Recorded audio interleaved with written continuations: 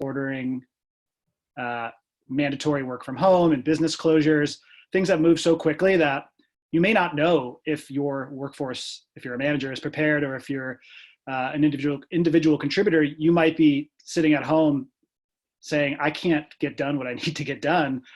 So how do you navigate this sort of challenging, changing time? The first is just to think about the basics, right? What do you need? Obviously, in your office environment, you have desktops or laptops. You need that obviously at home as well. You need a network. You need things like VPNs potentially, so that people can securely connect to your corporate network and get work done.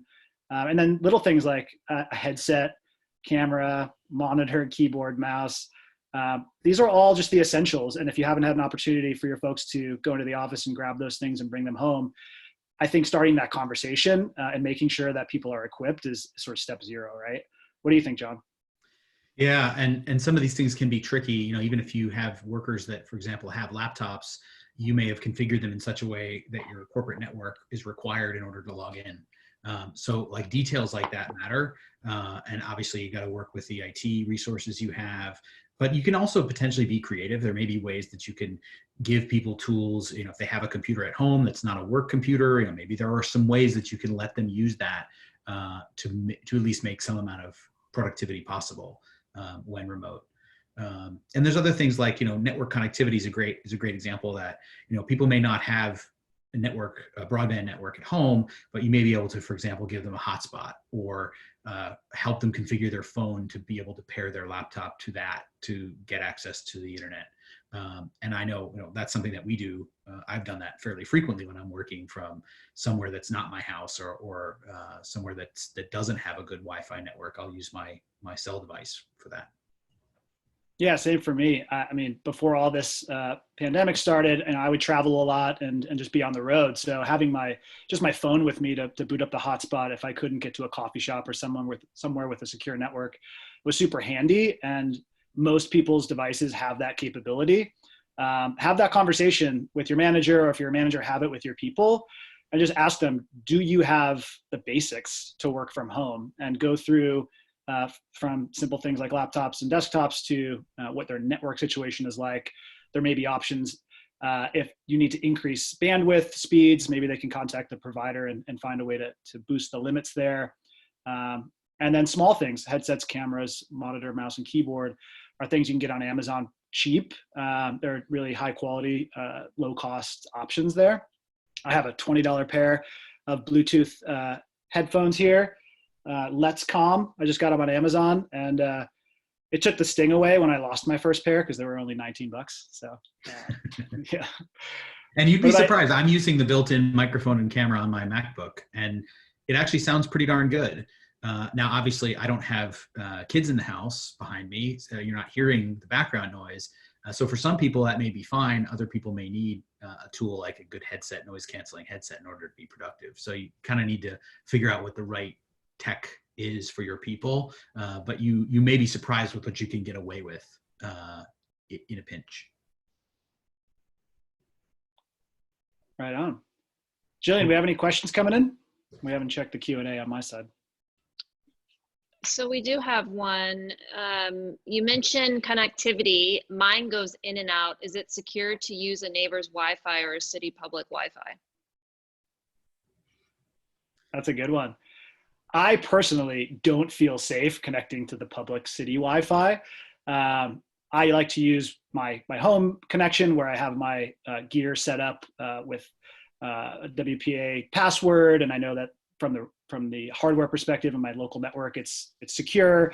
You know, it's possible to do those other things and use them in a secure way if you're really careful, but my preference is to stay on trusted networks that I know. What do you think, John? Yeah, I totally agree. There are definitely some people who prey on situations like this, and I think we've already seen a lot of things like phishing scams, and I suspect, you know, Wi-Fi may be abused by people to plant malware on computers, do other nasty things. It's really too bad that these sort of things happen in crisis scenarios. Of course, they even happen not in crisis situations, but I would say shy away from that. Steer toward In the worst case, if you don't have Wi-Fi available, use your cell phone, because at least the carrier cell networks are more secured. Not that anything's perfect, but you kind of got to take the best steps you can and balance security with getting stuff done. And I think that personally for me, that's the right balance. Agreed. Any other questions, Jillian? Not yet. All right. So we move on to collaboration. Cool.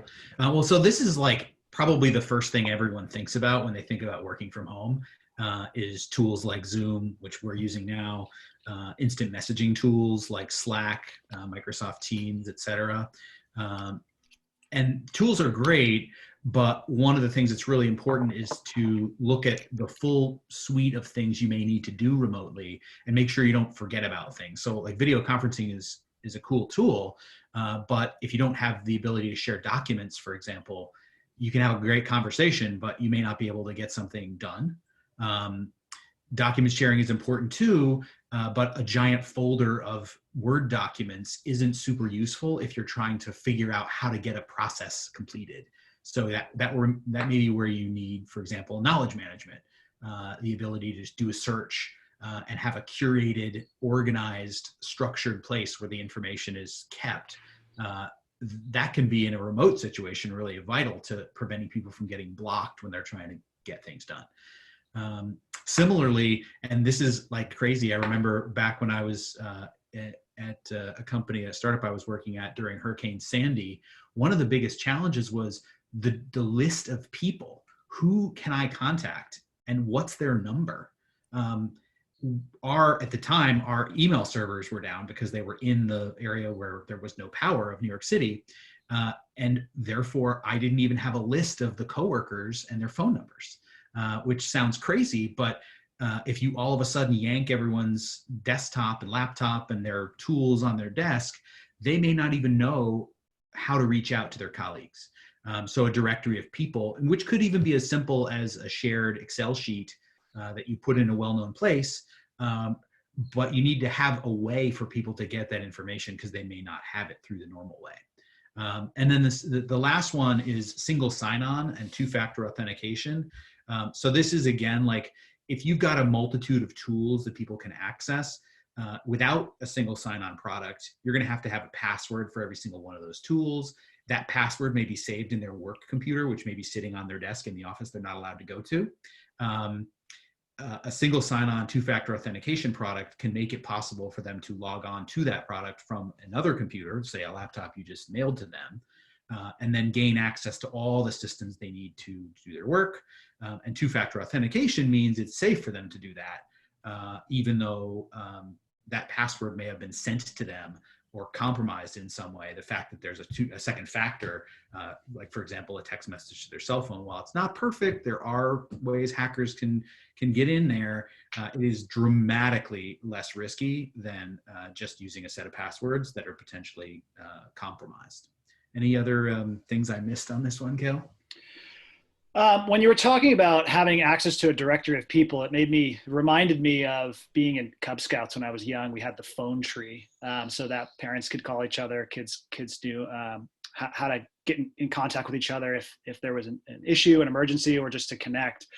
And I think this is the tools and technology segment of remote works, but you can go with low-tech, lo-fi solutions to get simple things done. Like John said, use an Excel spreadsheet to build that phone tree. If you don't already have it, that's pretty low tech and easy and accessible for most people. So think of those options. You don't have to buy a vendor product or do something complicated in order to get a simple thing done that exposes information and enables and empowers people to be able to communicate and collaborate remotely. And also, I think with any of these tools that you're going to look at for your company, just you have to look through your own lens, right, and understand what is going on in the competitive space for these vendor products and think about what makes sense for your use case. At the end of this presentation, we have for each of these sort of buckets of technologies, we have a bunch of vendors that are options for you to consider. So take a look at them and try and consider what your specific needs are before you choose going in on one. Yeah, What do you all recommend for single sign-on? Sorry about that, John. What was the question? Who do you recommend for single sign-on? Well, we use Okta. There are a lot of products there though, and I would encourage, take a look at a bunch of them. You might, if you're a very heavy investor in the Microsoft stack, look into the Azure Active Directory product. They have single sign-on capability. There are companies like Jump Cloud that do even sort of Active Directory plus some single sign-on things. There are a lot of vendors though. This may not be one of these things that you implement today if you have to, break glass and get everybody working from home tomorrow. But this is something that the more you work from home, you'll realize is very important, and it's worth starting to look into it if you aren't already looking into it.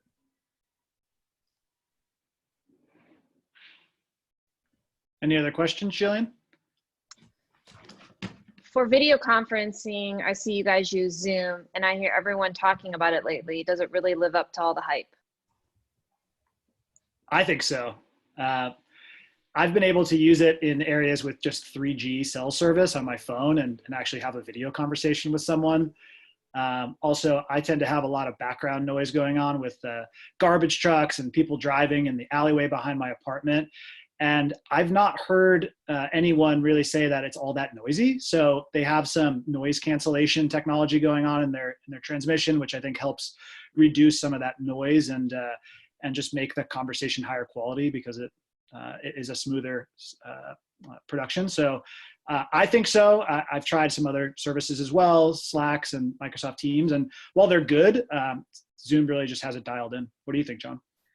Yeah, I think a couple other reasons why I think Zoom is especially good is, number one is lower latency. I've found issues with other tools where there's just more of a delay and lag, and that can lead to very unnatural conversations where someone starts talking and two other people start talking at the same time, and the more lag there is, the more probability that happens. Another thing that they support is, I think they have some amount of full duplex capability, so you can actually interrupt somebody. Like if they're going on something that you already know, you can say, hey, wait, actually, I already know that. I had a question. And rather than sitting there and having it mute everyone while the one person goes on and on, that can, again, that can be very frustrating in a meeting scenario. And it's something that you can do in person. Zoom's figured out a way to make that work. And then the last thing, I think that's a key differentiator, especially between the tools like Slack and Teams. One of Teams has nice video conferencing, but it only supports, I think it's 3 or 4 people on video at once. Once you have more people in a conversation than that, the additional people just show up as little pictures, those static pictures, and not as video. Whereas Zoom, you can have a big call with 20 or 30 people, and you can see the little thumbnails of everybody's video on the screen at the same time. And that's really useful, especially because the point of video, one of the main points of video is you want to keep everybody engaged. And if you can't see everybody, how do you know, are people engaged? Are they paying attention? Who's even watching? So I think that those are all things that I've seen with Zoom that are dramatically better than other products. That being said, I haven't tested every single product in the marketplace. But Zoom is also really cheap. So I think I'll add from a kind of an end user perspective, what I really appreciate is the recording capabilities and even the scripts. Right, we record a lot of our meetings, and so even if I don't want to watch a whole hour-long video, I can quickly run through a script. And yeah, it's not perfect, but it gives you the general idea of what was talked about. And even breakout rooms, right? We use that feature a lot at Goodway to keep engagement. That kind of small team collaboration is something we do frequently with larger group meetings. You're jumping ahead, Jillian. It's on the next slide. Sorry about that. I love it. That's a great segue into our next slide. Engagement in meetings. I think we've all felt the challenge of a meeting where people are disengaged and you want more participation. And then we've also felt that great meeting where everyone was participating and there was a lively conversation and it drove toward action.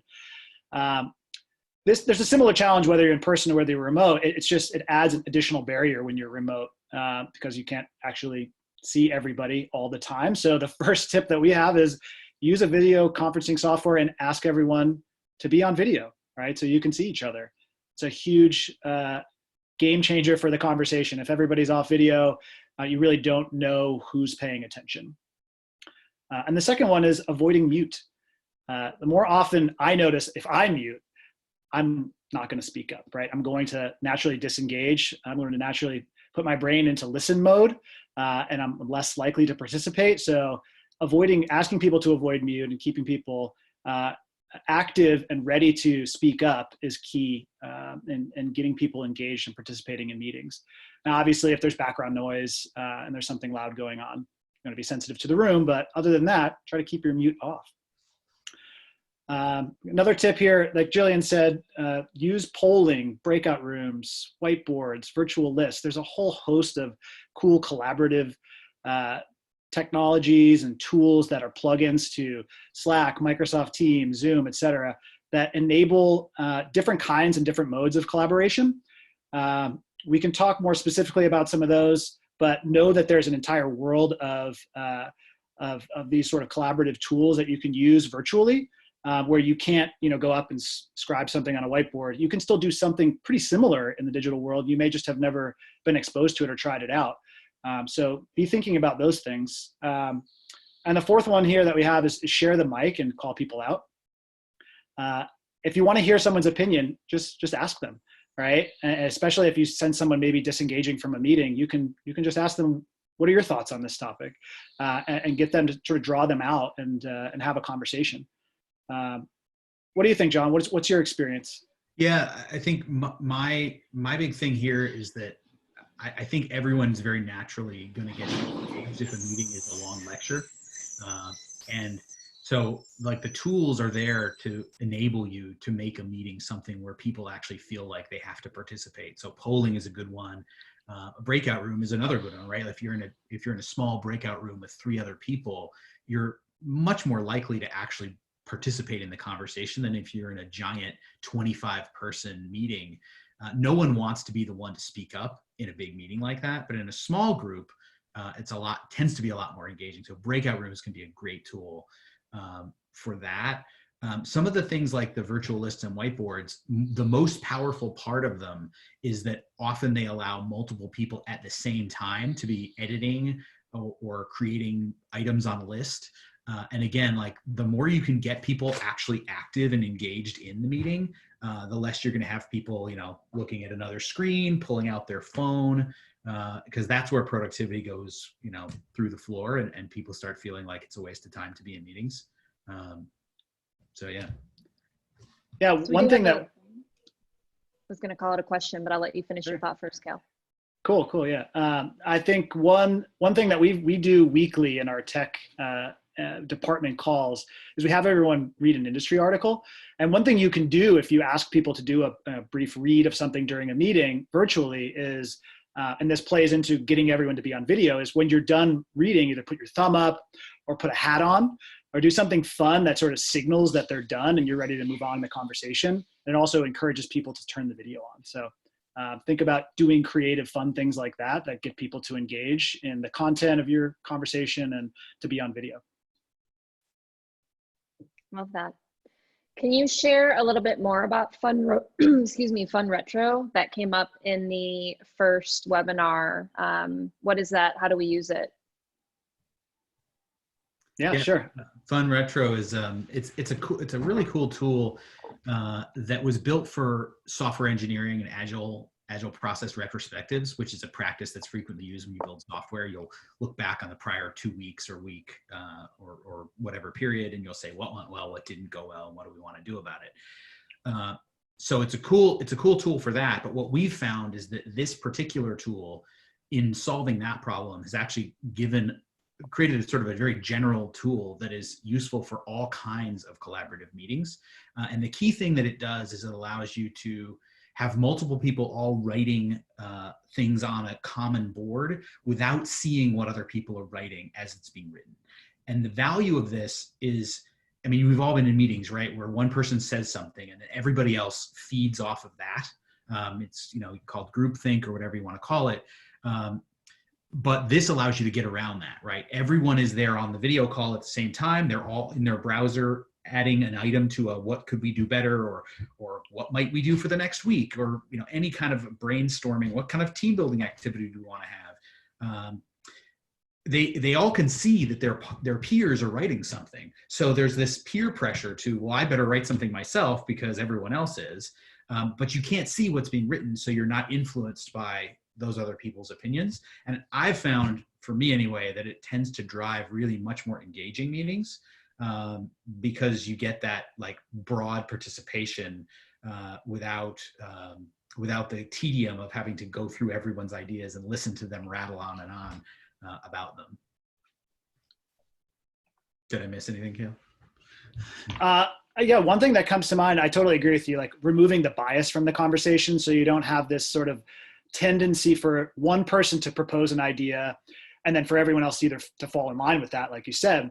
But then there's also a tendency for a group to propose, for one person in the group to propose an idea, and then for someone else to evaluate it immediately, right? And say, we shouldn't do that because of, and then the conversation starts to swirl because you're really jumping from the brainstorming stage of problem solving into evaluating the various ideas at the same time. You have people thinking in different stages of problem solving. So the board will help you sort of in an unbiased way, get the group to participate and engage and get all the ideas out in sort of a brainstorming kind of way.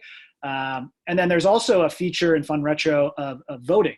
So once the ideas are out, you can have people vote and you can help prioritize the ideas that you want to talk about further using the voting feature, which is pretty cool. So yeah, we've had a lot of success with Fun Retro, and I think there are other list kind of tools out there like Trello and other ones that provide a very similar function.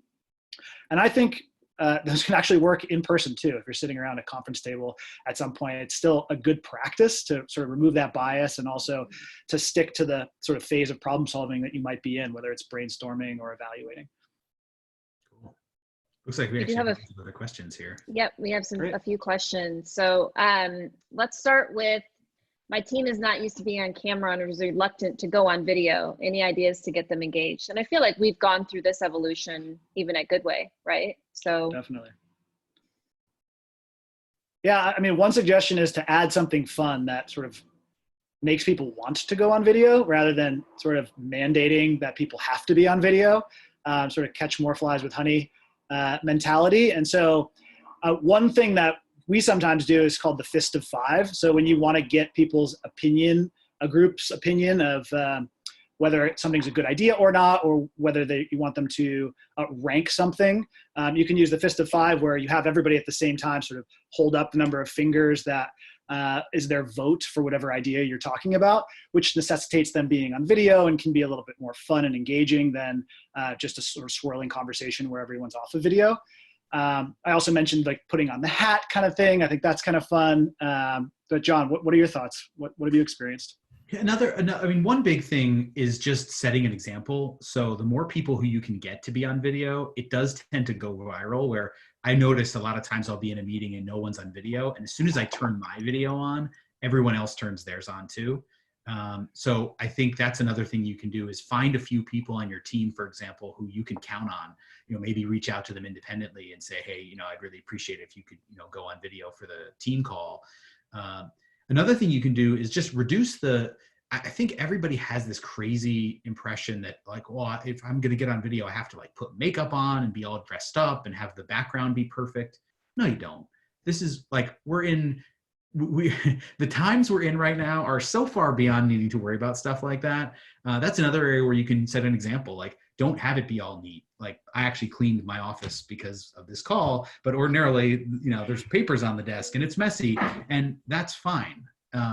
This is not a fashion show. I mean, maybe your office environment is, but we're about getting things done and not judging one another's haircut. And I would say just, you can lead by example there too. Don't always have everything neat as a pin. Show, if your kids are at home because the school's closed, it's fine if they're in the background. It's fine if your dog comes into the room. Like we're all humans. And I think this was covered in the earlier webinar too, but like that work-life integration is a good thing. And obviously there's limits. You don't want to have the kids like screaming on a group call because you can't get anything done. But I think setting like a reasonable bar for the fact that, doesn't need to be perfect to turn that camera on is valuable. What about the virtual background? Someone, and we can all relate to this in some form of, you know, your desk is where is your everything else room. So what do you think about having virtual backgrounds? I know we've tried some out even recently. What are your thoughts? I have actually never put one on. I know how to. I never have. I never got into it. But other people that I've been on meetings with have. John was just had one on in the sort of teaser video we made for this webinar. There it is. There you go. And I think it's cool. Sometimes people put on space backgrounds and sort of beaches. It's like this the Willamette Valley in Oregon. Is that what that is, John? That's what that is. The vineyard. Yeah. Yeah. So I think it's great. It's not distracting for me personally. I think it's going to be sort of preference and personal opinion. So you kind of got to know your audience there, but give it a try and see what your audience thinks. If people think it's awesome and are into it, then have fun with it.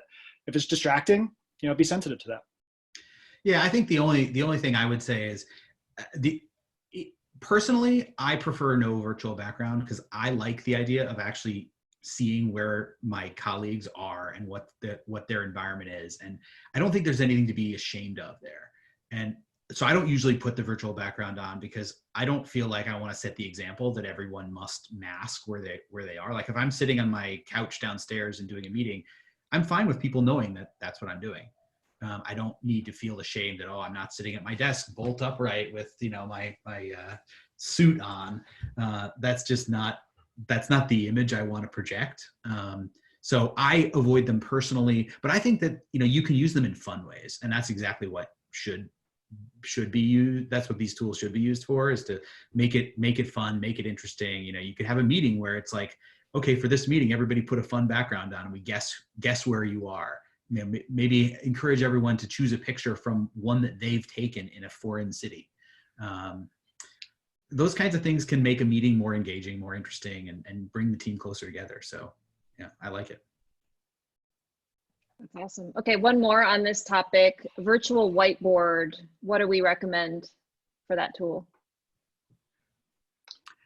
I haven't actually used virtual whiteboards personally. I think Zoom has some functionality around that. Yeah, Zoom has some annotation features, which I just used probably for the second or third time in a meeting on Friday, and it was great. They have different stamps you can put on. They have different arrows and lines. You can do a free draw. There's a bunch of stuff you can do, different colors. We've also used Lucidchart successfully remotely. That's a tool we typically use if we're going to do some sort of whiteboarding. But it's really nice that Zoom has that whiteboarding feature built in. So you can just do it ad hoc if the conversation goes that direction and all of a sudden you want to illustrate something or you want others to illustrate something. It's built right in, which is pretty cool. Another thing you can use for that is like document editing services like Google Docs and O365. You can have multiple people editing something at the same time. So you could just have like a PowerPoint slide that you use as your whiteboard. It really depends on what you want to get out of it. If it's just about like a quick throw something together during a meeting to facilitate the collaboration, then maybe Zoom is better. But if you're actually working on sort of putting together something that you want to save and then work on later, you might want to use a tool like O365 or Google Docs where you can save it and then come back to it and reference it later more easily. Yeah, that's a great point. The Zoom annotation feature, unless you're recording the call, is going to be lost when you end the call. So just be mindful of how long you want that document to live. Cool. Maybe we want to move on to Sure. Connect.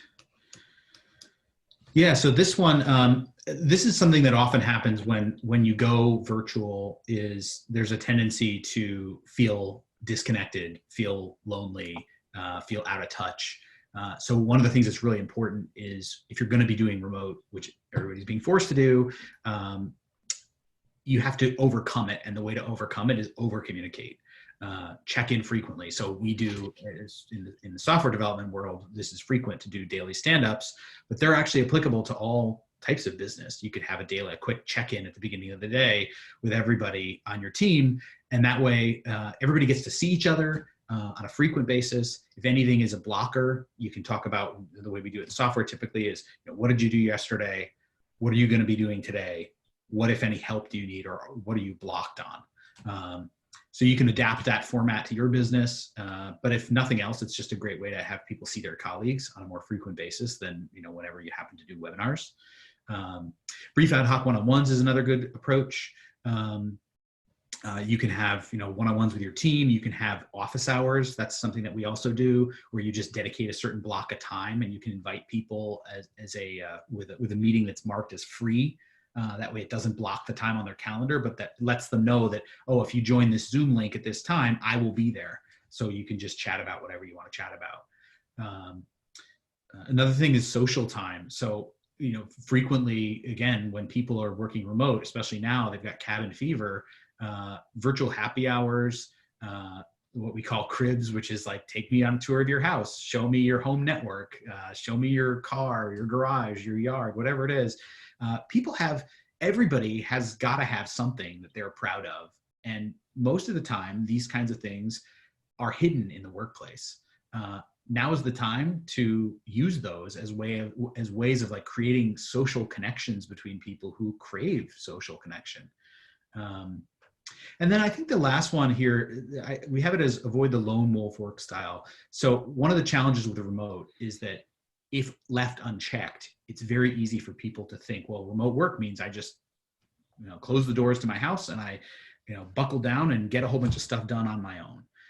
And the risk with that is you can very easily end up in situations where someone works on something for a week and then unveils it at the end, and it's dramatically not the right thing. And that can be very awkward. And it's also lonely.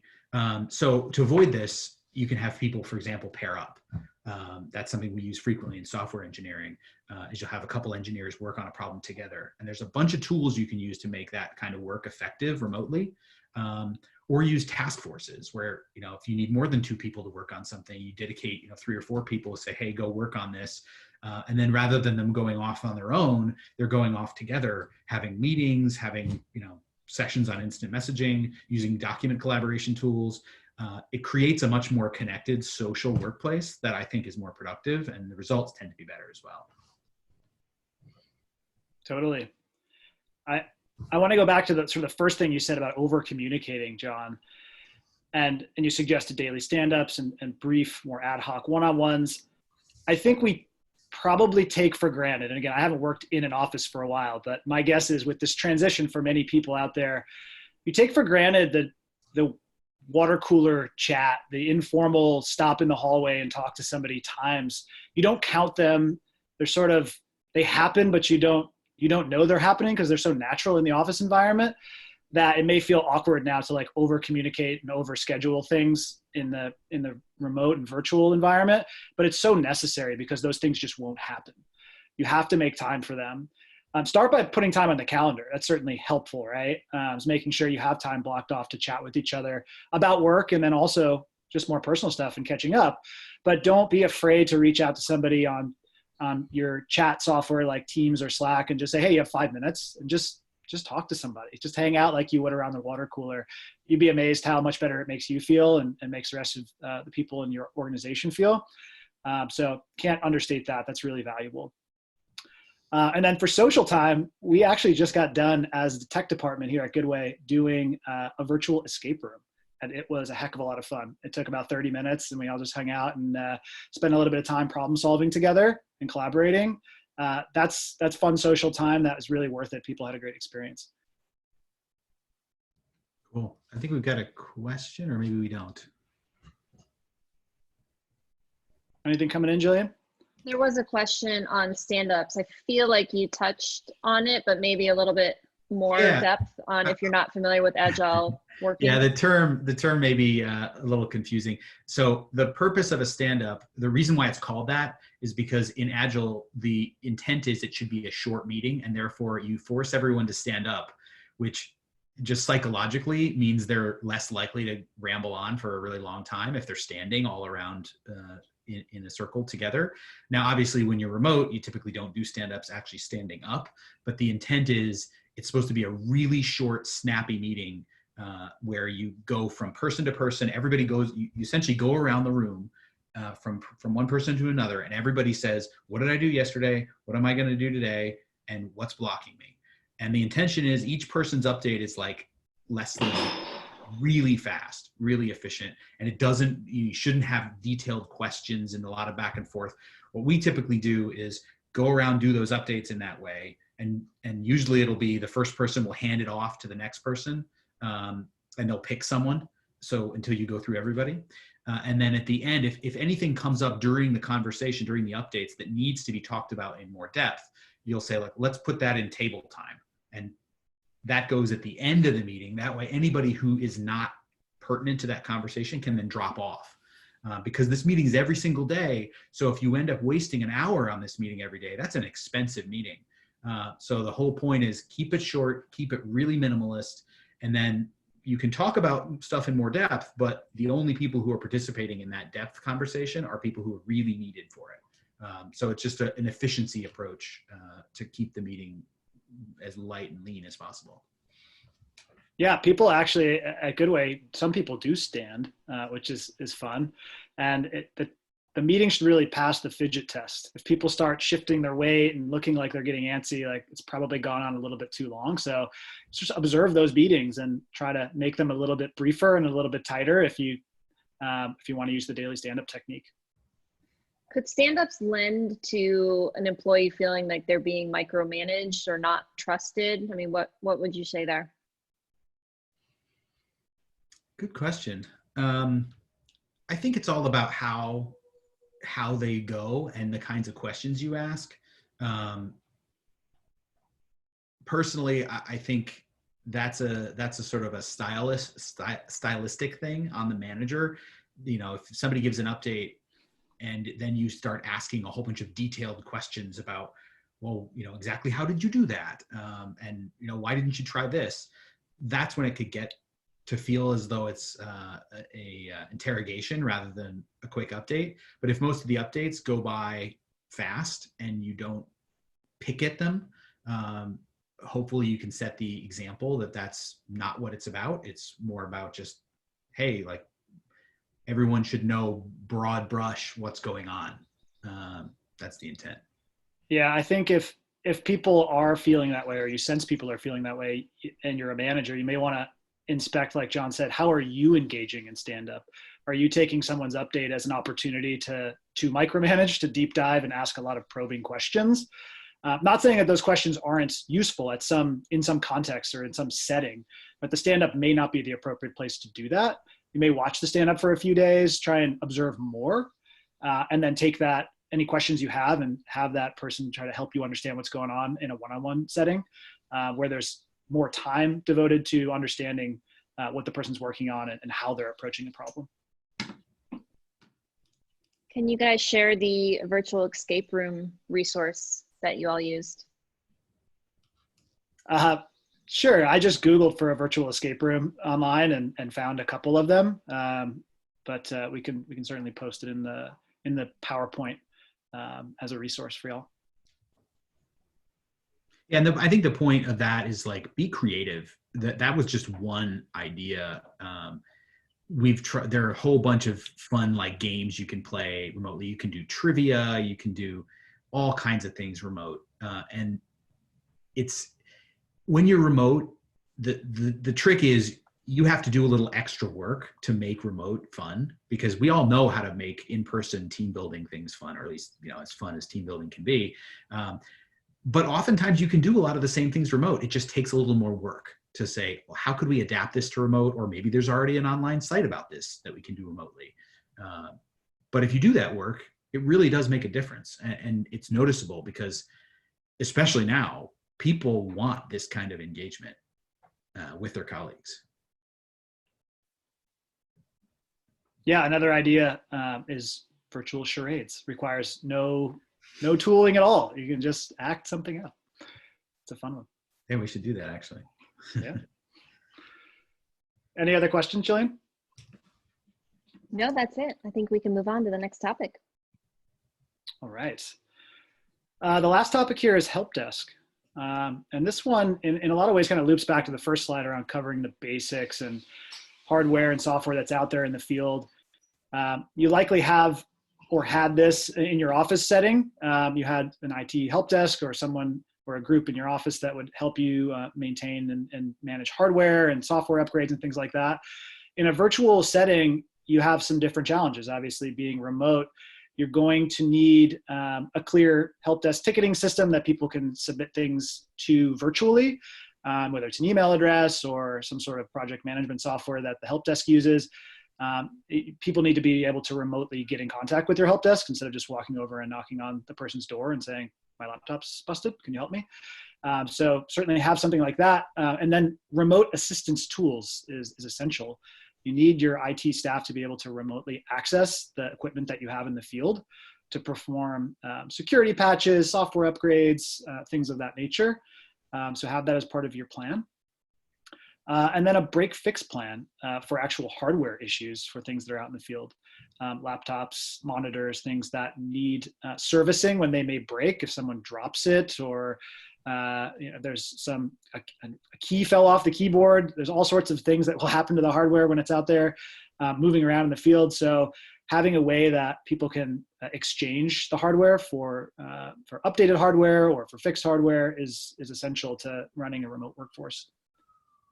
John, additional thoughts there? Yeah, so a couple big things.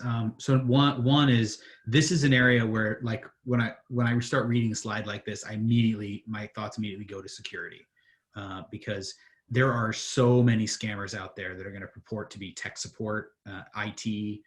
People are already probably in your organization getting emails from the IT help desk, and so this is especially an important time to make sure people know, when in doubt, call IT on this phone number. Don't click an email from them. We use a phishing simulation software that we routinely drill our people on. They get an email in their inbox that looks like it's phishing, and if they click one of the links, it tells them, you shouldn't have clicked that link. Here's some remedial education. And that really helps to keep people wise to the fact that there are a ton of scams out there. So that's a really important thing. Be real careful, because remote assistance tools, that's one of the things scammers use to bilk people out of money, to install malware, etc. So they're great tools, and your IT help desk should be using them, but be real careful that your users don't fall for it and end up where their computer is now opened up to all kinds of vulnerabilities as a result of them. On break fix, there are a lot of strategies there. There are like in-person strategies like, Geek Squad, et cetera. Nowadays, that's probably not so possible. What we do is we have an outsourced IT vendor who does all of our actual physical machine handling. So if somebody's computer breaks, they get in contact with the help desk. And note, you need to provide a way for them to get in touch with the help desk that isn't tied to their computer working, because if their computer is broken, they need to still be able to get the help desk. So that may mean like a phone number they can call with their cell phone, a way of authenticating to that help desk that they're really who they say they are, or an email or text message, whatever. And so what we do is, if somebody's computer breaks or they lose it, et cetera, the help desk will ship them a new one. All the information that they're working on is stored in the cloud, so their old computer can just be shipped back to the help desk. When they log into their new computer that they've just been shipped, they're able to do everything that they need to do. All their documents are stored in a cloud file sharing site. All their passwords are in our single sign-on product. So it's a really pretty seamless process to exchange computers. We found that that's generally better than, for example, having people go out to the Apple Store or the Geek Squad if their computer's broken, because you never know how long it will take to get fixed if you bring it into a physical location, whereas we can control how fast something gets replaced through a cross ship. And that works reasonably well. And we've got data on how often that happens, so we can use that to inform, do we buy extended warranties versus do we just self-insure for accidental damage and things like that. Yeah, so that's the one thing I would say. It's also important, because I see one of the questions is, what should I look for when I choose a help desk vendor? Is being a remote help desk is a distinct competency that not everybody has. So I would explicitly look for that capability and experience in a vendor you pick. So they need to know, for example, like setting up Windows machines to be able to log into a remote domain controller. If the domain controller is not on the network that the user is ever going to be plugged into, how do you solve that? We solve that with a VPN that can run as a service before the user logs in, but the help desk company you pick should know that. They should be able to advise you on how to get things like that to work properly. Again, like you ship a brand new computer to someone's home that has never been in that home before, it's not going to have an ability to get on their Wi-Fi until they can log in and type the password for their Wi-Fi into the computer. That means they need to be able to log in before it's ever connected to the network. Those are little things that, like, if your IT vendor doesn't know about, you may end up finding yourself kind of stuck. So look for someone who has experience working with like a truly remote workforce. Ask those kinds of questions and make sure you get good answers. Cool. Great. Any other questions, Jillian? Not at the moment. All right. I just want to double click on that. One of the things you said, John, around security, with everybody working from home now, there are lots of articles coming out and lots of experiences people are having with phishing, elevated rates of phishing attacks. Your organization should really be thinking about training and educating your staff on how to be really skeptical of anything that comes inbound, whether it comes in over an email or a phone call. Those are the kinds of attacks that are low tech. It's not someone in a room hacking an encryption policy or something like that. It's the social engineering of getting someone to click a link in an email or give them a password over the phone because they implicitly trust that the person on the other end of the line is who they say they are. And that's the easiest way that these people are going to get into and infiltrate your systems. So start an education policy with your people that helps train them on identifying those kinds of things and being very suspicious and skeptical of inbound communication, and then knowing what to do when they receive them. If it looks legitimate, reach out on some well-known number or email address to sort of confirm before they do anything. Yeah, there's like a common scam where people will get an email from the CEO when the CEO is away at a conference saying something like, "Oh, I need your help to set up a bank wire." And I know people who've actually fallen for that and have sent multiple tens of thousands of dollars to fraudsters as a result of getting an email that looked really convincing from a coworker. That wouldn't really be called phishing. I think that's more like spear phishing, where you do a lot of research into the company that you're gonna try to victimize. But some of these scammers are pretty sophisticated. Like they'll even be able to know that, oh, so-and-so is going to be at a conference these days because they're listed on the agenda for that conference. So I'm going to look in LinkedIn, find out who the names of the people in the company are. I'm going to figure out how to send just the right perfect email to that controller or VP of finance. So stuff like that, unfortunately, with all the chaos going on now, scammers know that in chaos is opportunity for them. So be real careful. Make sure your folks know about that and are extra careful, because the last thing you want is to end up losing a whole bunch of money on top of the whole bunch of money that people are probably losing already. Cool. Do we want to talk? We got the work tools slide. Do you want to maybe comment on any of these? I don't know if there's anything really to comment on. So VPN, like one of the things I guess I'll mention around VPN is the main reason we use VPN is for authentication. So like Active Directory just has to have a connection to an Active Directory, a domain controller, in order to log in. I wish that Microsoft had a cloud-based thing, but they don't really fully do yet. Some companies, you may have resources that are physically in an office or physically in a data center that people need to access that are not publicly available on the internet, in which case you do need a VPN for people that need access to the services. I think generally the industry is moving away from VPN and toward more cloud-based systems and toward more publicly available systems secured with SSL and TLS. And that's where we're going. So most of the things you see here are cloud-based services. And the nice thing about those is like we don't have to have people physically in an office maintaining a data center, which can introduce single points of failure. You know, in this current day and age, right? If you had a data center and you had 2 people, what if they got sick? You know, we've got more redundancy because we're using these big services that have large teams distributed across the U.S. or internationally. So that's like a nice sigh of relief when it comes to crisis. I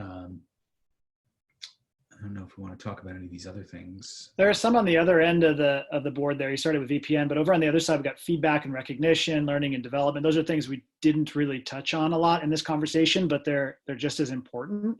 There's plenty of resources out there in the learning and development space. We use LinkedIn Learning. There's tons of courses in there in a variety of different disciplines. But offering people an opportunity to learn and progress in their careers during this challenging time is definitely something to consider, right? If business is slowing down, you still want people to be motivated, to feel like they're making progress, like they're contributing. And one way to do that is to take advantage of learning opportunities.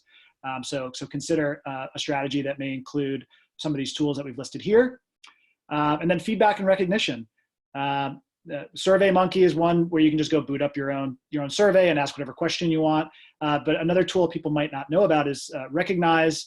It's a system where you can have all your employees loaded up, and employees can sort of send each other a kudo or a Recognize badge for doing something that helped them out or to recognize them in some way. Having that sort of social praise connectivity in the virtual environment is really important. You can do it on a video call, but that doesn't last. The Recognize tool is one that has sort of a social news feed where you can see who's been recognizing who else, and it creates more of a community feel around this idea of praising your coworkers. And that can go a long way in terms of keeping people motivated and excited, and just showing off and crediting their coworkers for all the great work that's going on. So consider including some sort of feedback and recognition tool in your strategy for being remote. We do have a question about how a team can plan for all the costs related to remote work tools and technology. Yeah, that's a good question. I mean, all these things, they vary in price. So like Slack has a free plan that's pretty good. And Zoom has free meetings for, I think it's up to 45 minutes. I think you can do longer ones that are just 2 people. So a lot of these tools, like you can get some basic services from a lot of these vendors for free. So what I would recommend is, prioritize. Think about, what do you really need? What are your first things to be that are most critical to success? And then look at the others, but don't just buy one of each of these things, because they can get expensive. And you may find that, hey, if you're going to be working remotely for a few months and then not, you don't necessarily want to sign a multi-year contract with a vendor for a huge amount of money for a product that may be a fairly limited utility if you do plan to go back to an in-person model. But do try the tools, because just picking the cheapest is often not the best. When it comes to video, like as I think we talked about before, there is real value to using Zoom, and you may find that it's totally worth it, like we did. But you may find that if you tend to do only smaller meetings, maybe you can get by with the free license, or maybe you can get by with using Teams or Slack. Another thing to keep in mind is that some of these tools may be included in licenses you already have. So O365, if you use Microsoft Office 365, you get Teams for free. You get OneDrive for free. I think it's depending on your license level. But for us, we get all those things for free because of the license we already had. So it didn't actually cost us anything to use those tools. So yeah, do look at that. But I would say, prioritize. Try the free versions first before you use the paid ones.